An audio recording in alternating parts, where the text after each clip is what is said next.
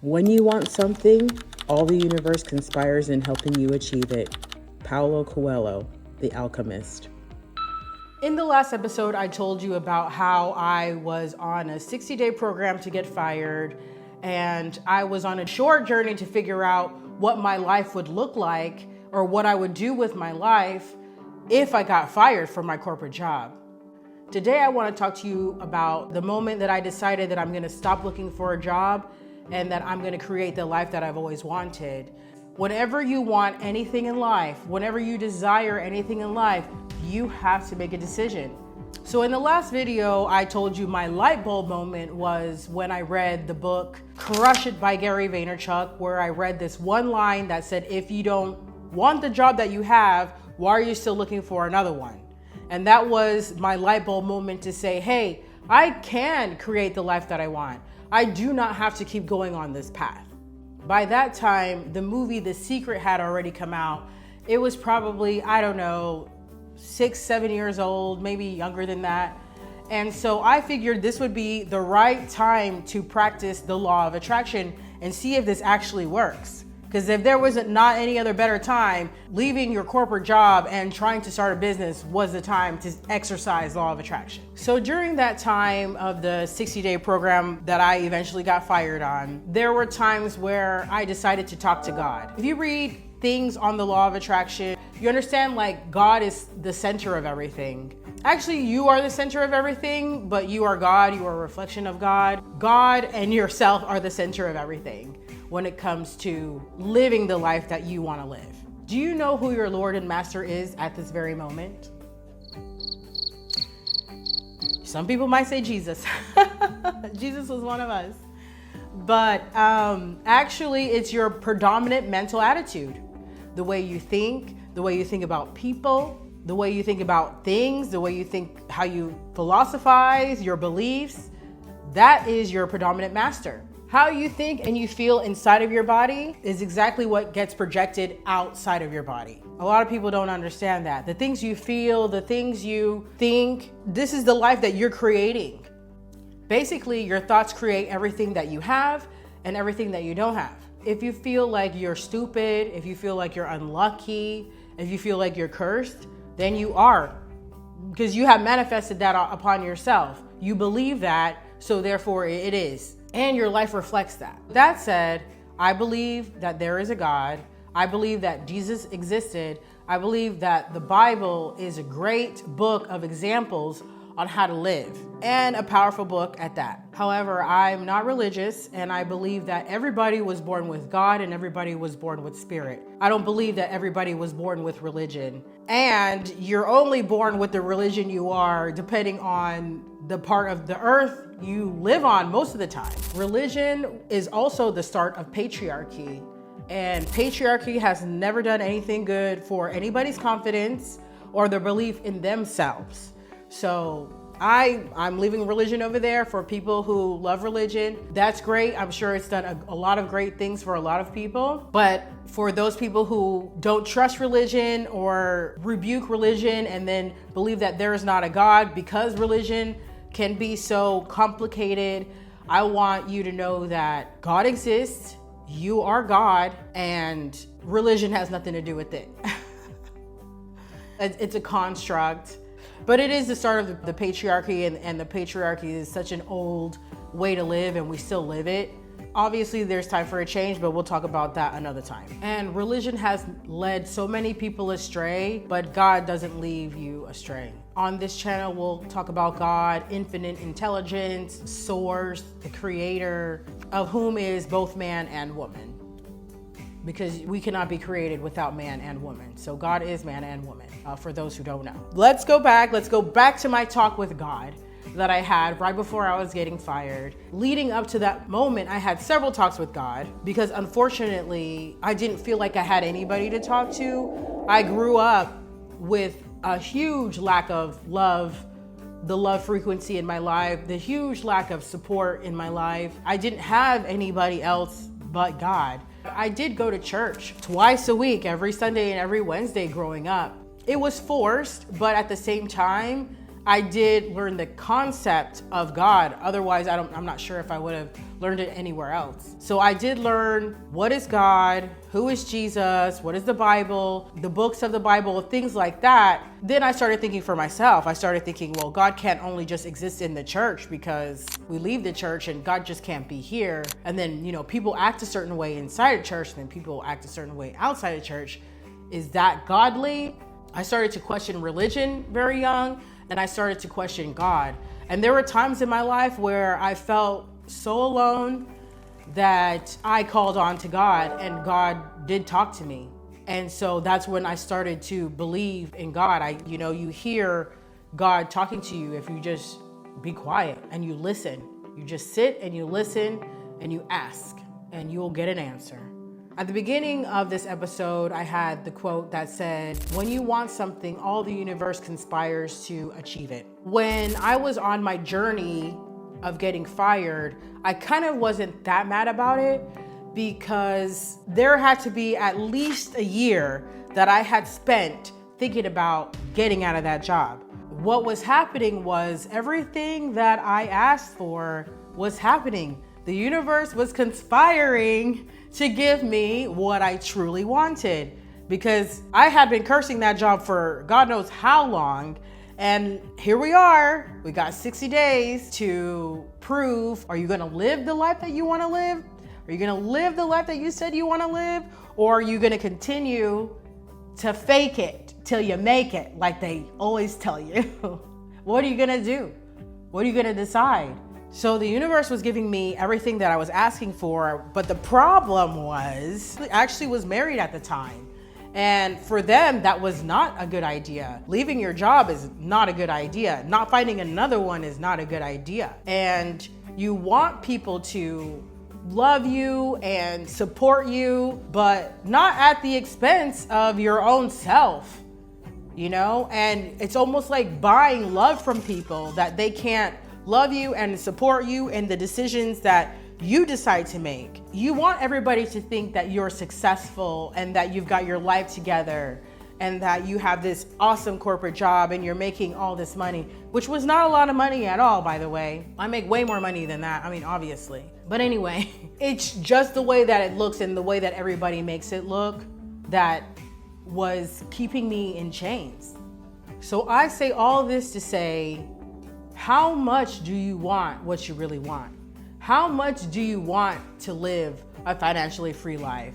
How much do you want to work from home and create a business and raise your family and go to Trader Joe's and buy whatever you want? I know that was one thing I've always wanted, but how much do you really want that? There's a parable in a book that I read called The Life-Changing Secrets from 3 Masters of Success. And the parable goes like this. So there was a young man and he asked Socrates how he got his wisdom. And Socrates said, "Come with me." So he took the little boy to the river and he pushed his head inside the water. So he held it in there until the kid was gasping for air. Then he relaxed and he released his head. When the young boy regained his composure, he asked the boy, "When you were under the water, what did you desire most?" The little boy said, "I wanted air." And Socrates replied, "When you want wisdom as much as you want air, you will get it." When you really have an intense desire to overcome the blocks in your life, it will come. You will receive it. It will come to you. It has to. This is how it works. I remember when I was in a really bad place. I was living in the hood in an apartment. I didn't have any furniture. I barely had forks and spoons to eat with. But all I remembered was, if I work on something every day, because this is my decision, this is what I want. I made a decision. This is what I want. I want to be a successful entrepreneur. I want to make multiple 6 figures, at least starting. This is something that I was not sure that I could do. But at the same time, what did I have to lose? This is my life. I only have so many years here. I really had to take the opportunity to believe in myself, make my decision, and actually take action steps towards what I wanted to do. And I took action steps towards what I wanted to do every single day, because it's like rolling a little snowball. And pushing it down the hill. It's gonna gain more traction and it's gonna get bigger and it's become a big snowball because every day you make one little step. If you keep going this direction, that's the direction you're gonna keep going, whether it's positive or negative. Whatever direction you're going, that's the direction you're gonna keep going. So keep making moves towards that so that you can get what you want, if that's what you want. But first you have to decide what you want and then move towards that. Decide what you want. It's huge words for you to think about. So regardless of how unjustly you've been treated, regardless of how unfair your life has been, you still have a power in your thoughts. So if you put your energy in thinking that you're going to fail, that things are not working out, that things are negative, then that's what's going to show up into your life. That's what you're going to see. So it's important to clean your mind of negative thoughts and replace them with positive things that you watch, positive things that you hear, positive environment. Because where your mind goes, your energy flows. So what energy are you moving in? The thing about fear is such a powerful emotion. And so the thoughts enveloped in the powerful emotion of fear are realized in the subconscious mind. They are realized in the subconscious mind, okay? So your fear can and will come true if you keep entertaining them. You have to entertain the end result. You have to put your mind into what your end result is and visualize it. If you want to have a successful business, but you're letting your fears get in the way, take some time to close your eyes and see yourself as a successful entrepreneur.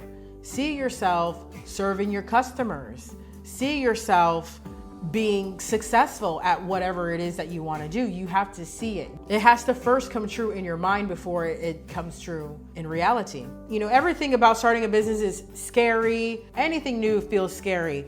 Here's another made up fear, especially when starting up a business. I had been working out of a co-working space. So there's other people, you get a membership, there's other people that work out of there. And there was one other Black girl that was there, and I'm starting the business. Everybody kind of knows what's going on. Everybody knows what everybody's doing. And so she was like, aren't you afraid that when people see that you are a Black girl, that they wouldn't want to participate in your business, whether it be your employees or whether it be your customer, that they'll see you as a Black person and Black people, we do have this fear. This is a real thing because it has happened to us. But the thing about it is, I don't think about that. I don't fear that because, first of all, what is meant for me is for me.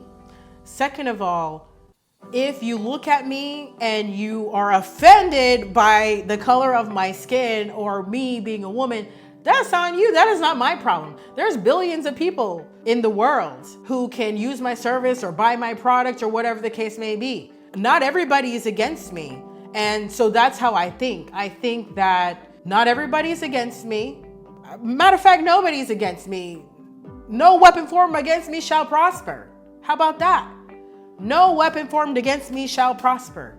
So just because I look a certain way and people might be put off by that, that's not my problem. That's not me. That's not a personal problem. That's their problem. Pray for them and move on. It was kind of startling to hear that from her because we live in the modern day and we still have to worry about these things or think about them. But this is not something that you need to worry about. This is not something that you think about. Excellence is excellence. That's how I go about my life. Excellence is excellence. If you have a restaurant and it's excellent, I really don't care what the chef looks like. It could be an alien. If it's excellent and it's healthy, I'll probably eat it. Most people will eat it if it's unhealthy. You can't erase excellence. Just put yourself out there and don't be afraid of what other people, how they are going to react to you. You visualize that they react well to you. You visualize that they're happy to see you. They're happy to know that you are the owner of this business and that you are taking care of whatever service you need to take care of for them. Cast your fears away by stating, I sought the Lord and he heard me and delivered me from all of my fears. That is from Psalms 34, verse 4. See, the Bible is a powerful book. The Lord will deliver you from your fears. That's right. So if you've ever tried a visualization technique or you've tried a prayer and it actually worked, say it in the comments. Let me know. Let me know what has manifested out of your fears. And if you haven't, maybe you should try it and come back into the comments and let me know if it worked. One thing before you tell me that if it doesn't work, it's all in your mind, okay? If, like I said, if you think it's not going to work, then it's not. You cannot have fears and you cannot have doubts. I don't know how I'm going to shake that into you. So master these techniques and let me know in the comments how it's going for you. And before I let you go, just know, fear and faith cannot exist together. When people tell me that they go to church and they believe in God, but yet they're afraid to do this, it makes me question, how deep is your faith? Because faith and fear do not hang out together. They don't know each other. You have to have enough faith to overcome your fears. And it is all possible. It is all possible. Everything that you want, everything that you need already exists within you. Okay? So let's have that faith and let's move on to the next episode. I'll see you at the top.